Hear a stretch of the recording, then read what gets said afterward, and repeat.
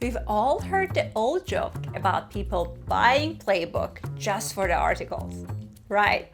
As ridiculous as that sounds, these articles were actually some people's only form of sex education before the internet. I'm Dr. Nazanin Moali, clinical psychologist, certified sex therapist, and host of Sexology podcast. I've decided to dig into some old Playboys from the 90s to see what they were actually teaching, and I came across something very surprising.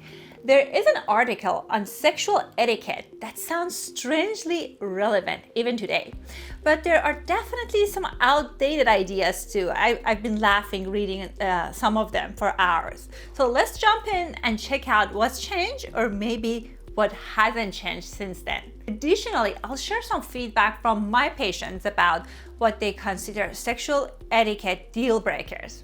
But first, don't forget to like our videos and show your support. All right, let's have a read. These are the etiquettes they were talking about. Number 1, respect the word no, 100%. Partner has the right to refuse physical contact. A woman's no does not mean try harder so I can be swept away. I cannot agree more.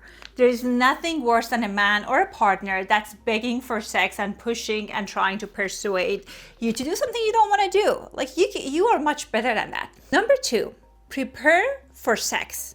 If there's a possibility you'll have intercourse, carry contraception.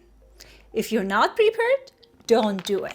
There is something very sexy about a person that comes in to the sexual date with a condom. It shows that they're so thoughtful, they take care of their body, they're thoughtful about you. So I think it's definitely a sign of etiquette. Keep sex private.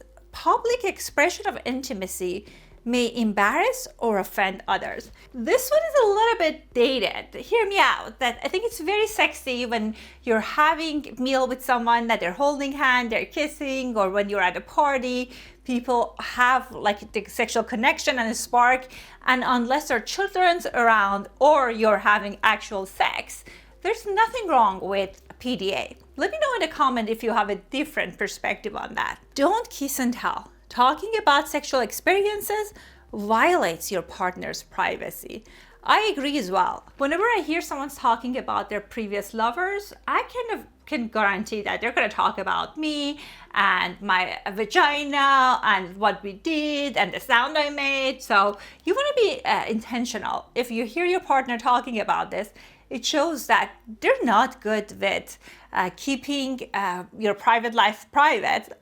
And that's one of the no-no when it comes to sexual etiquette. Next one, observe the golden rule. Treat your partner with care and respect you want in return. 100%. And oftentimes I hear from my clients that they say that their partner asks them to go down on them, but they are not open to do the same. Or they're talking about how the partner has this expectation of they're prepared for sex, they're kind of well taken care of, but in reality, the partner is not doing the same. So I agree that this is something that you want to keep in mind. Another sexual etiquette that you want to keep in mind is people's preferences after sex. Oftentimes people tell me when there are disagreements around aftercare, what we talk about in sex therapy. Aftercare is what happens right after having sex. People have their own strong preferences.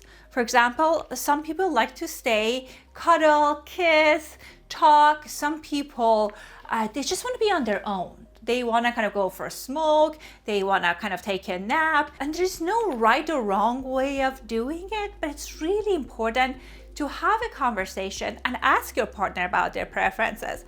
I hear sometimes people say, we have this amazing intense moments, but my partner left right after we finished with sex and they feel rejected and they feel invisible. So you want to make sure you're asking people about preferences, talking about it, and kind of like asking them about if they need anything to feel complete after sex, and negotiate those things ahead of time and make sure you are sticking by them.